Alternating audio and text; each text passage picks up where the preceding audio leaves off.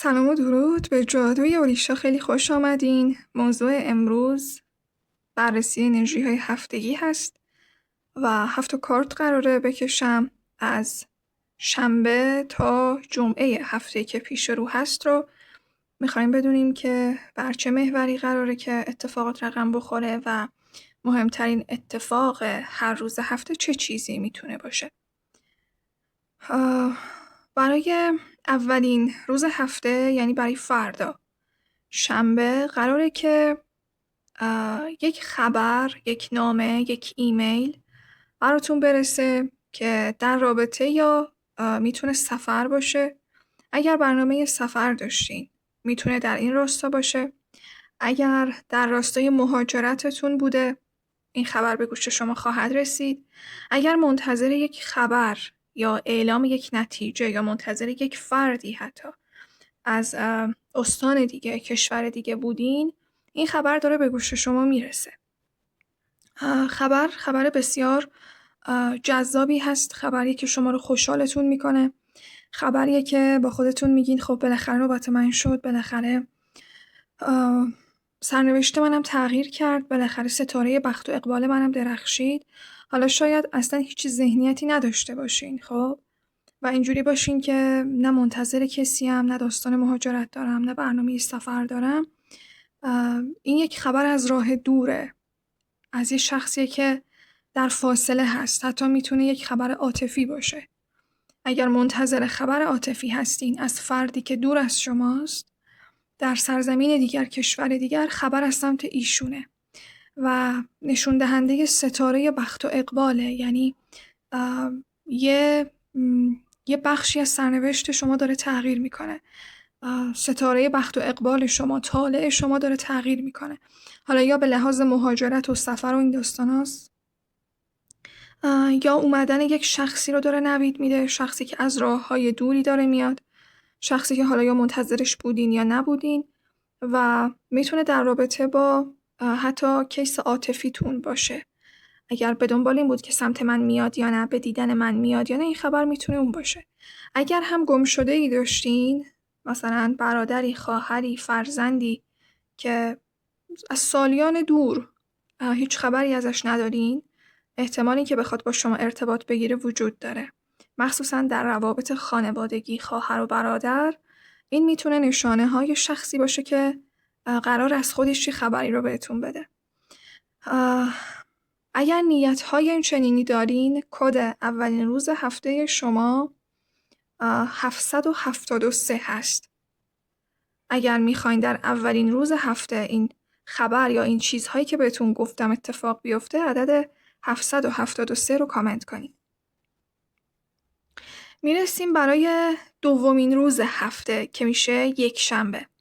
برای یک شنبه شما کارتی که ظاهر شده، اولا که خیلی شبیه به معجزه هست. نگاه خداوند، معجزه، یه پلی که بین شما و الهیات زده میشه، یه دعایی که برآورده میشه، یه معجزه داره اتفاق میفته. ارتباط شما با فرشته نگهبانتون، با کائنات، این اتصال برقرار شده. یک شنبه روز بسیار معنوی، روز بسیار مقدس، روزی که نشانه ها از آسمون میاد، دروازه های آسمون باز میشه، به فرشته ها اجازه داده میشه که بیان که معجزه رو در زندگی شما رقم بزنن، که شما نشانه ها رو ببینین. حالا ببین، این یا کلن توی بعد معنوی شماست، یه سری الهامات، خواب، شهود، باز شدن یه مسیر، میتونه چشم سوم باشه اگر نیت‌های عرفانی و معنوی دارین. اگر نیت شما این چنین نیست، یک شنبه برای شما روز معجزه ها خواهد بود. در اولین کارت شما هم من بهتون گفتم ستاره بخت و اقبالتون داره عوض میشه. پس احتمال این که یه پلی بین شما و خواسته هاتون، آرزوهاتون، اون معجزه‌ای که میخواستی اتفاق بیفته، اون پتوه‌ای که باز بشه، در هر زمینه‌ای که هست اتفاق میفته. بیشتر هم میتونه در راستای ارتباط باشه، یعنی شما یه کانکشن یا ارتباطی رو خواهید داشت که معجزه میکنه براتون. حالا این میتونه ارتباط با عشقت باشه، میتونه ارتباط با کسی باشه که برای تو نیازهای مالیت رو برطرف میکنه، میتونه کسی باشه که مشکلات تو رو حل میکنه. یک شنبه برای شما روز معجزه هاست، روز هرمیت، روز پتوی هست، روزیه که پل زده شده بین شما و فرشته ها. آمین باشه برای تک تک شما عزیزان.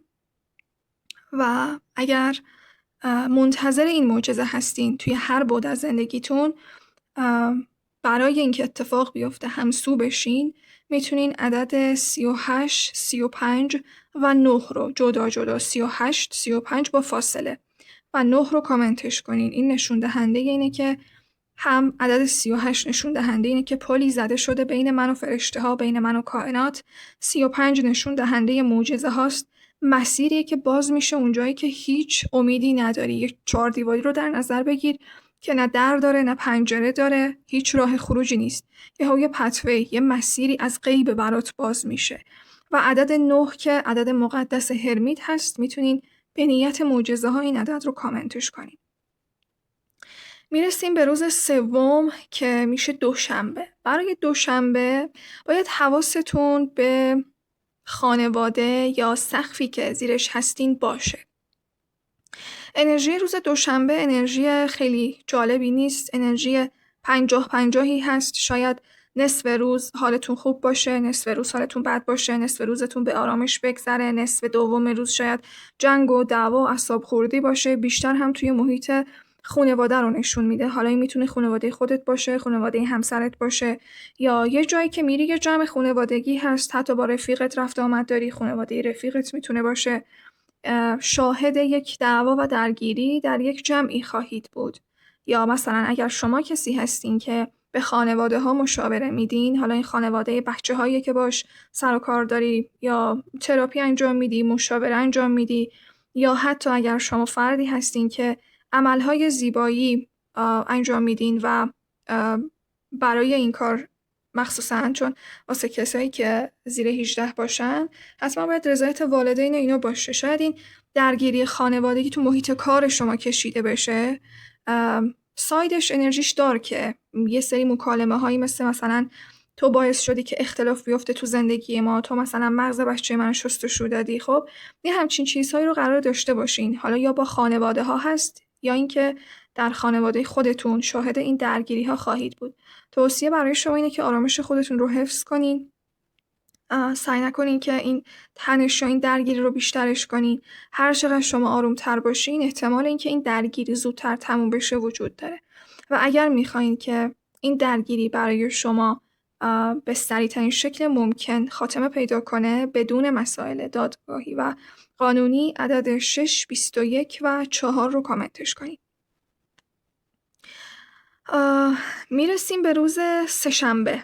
برای سه‌شنبه من شما رو میبینم که چشم انتظار نشستین و نگران یک موضوع و مسئله هستین. حالا این نگرانی میتونه در رابطه با پدر باشه، یا پدر شما، کسی که در جایگاه پدر، رنج سنی مثلا 60-70 سال به بالا رو داره، رئیستونه. خب یه نفر نگرانه و شما پا به پای این فرد داری با این فرد جلو میری. شاید نمیدونم داری دلداریش میدی، شاید شما هم پا به پای این فرد نگران هستین.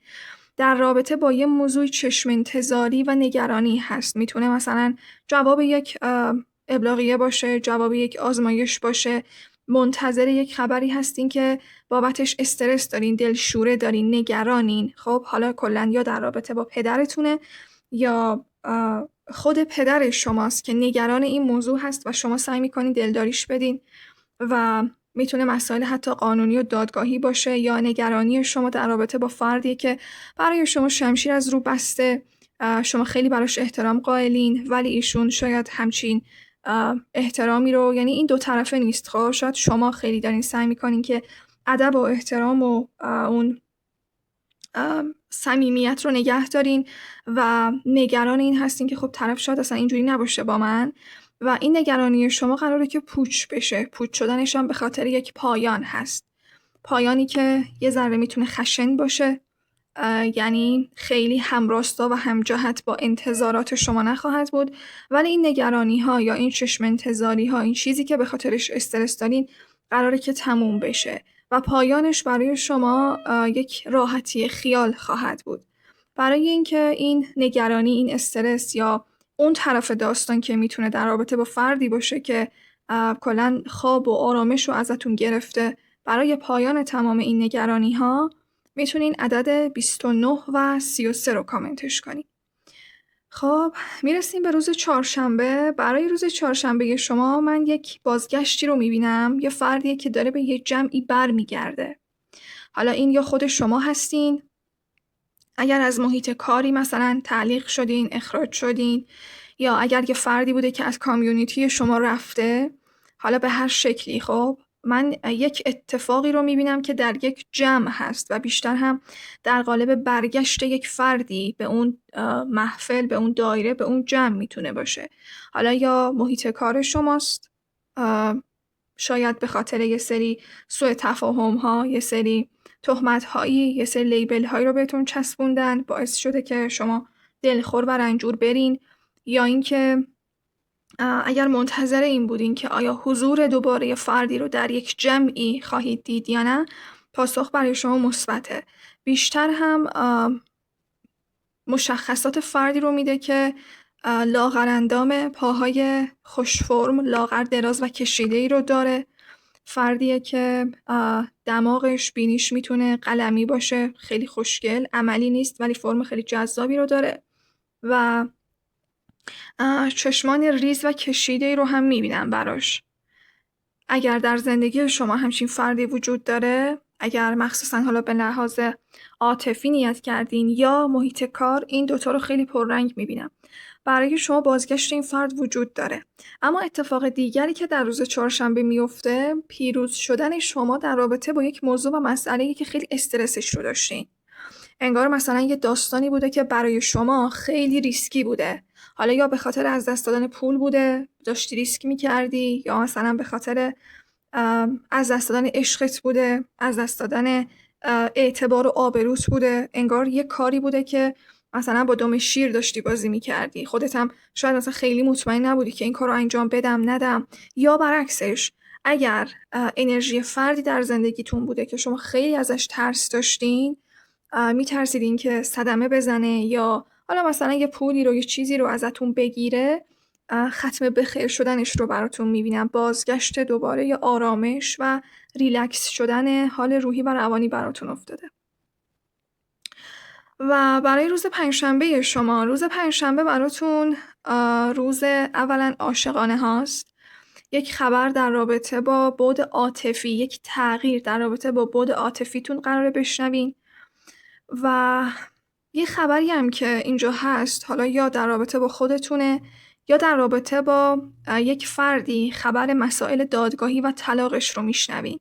مثلا اگر تو منتظر بودی که ببینم داستان فلانی چی میشه، آیا اینا مثلا جدا میشن نمیشن، یا اگر حالا دور و بر خودتون، خواهری، برادری یا اصلا خودتون مسیر دادگاهی طلاق و ازدواج و این داستانا رو داشتین، یه خبری به گوشتون میرسه، یک تکلیفی برای شما معین میشه و خبر زیاد خبر جالبی نیست، چون دروغگویی های یک فردی رو، دسیسه های یک فردی رو قرار متوجه بشین.